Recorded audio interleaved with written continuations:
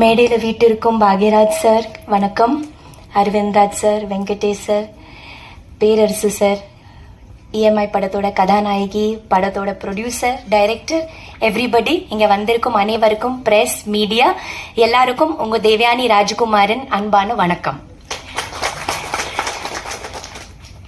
எனக்கு டைரக்டர்ஸ் யூனியனில் இருந்து இஎம்ஐயோட போஸ்டர் அனுப்புனாங்க, இந்த மாதிரி கலந்து கொள்ள வேண்டும் அப்படி சொல்லி.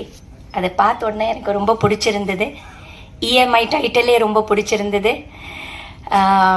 எல்லாருக்கும் கனெக்ட் ஆகிற மாதிரி டைட்டில், யூனிவர்சல் டைட்டில் தான் அது. ஸோ இஎம்ஐ இல்லாமல் யாராலையும் இருக்க முடியாது போல் இருக்கேன்.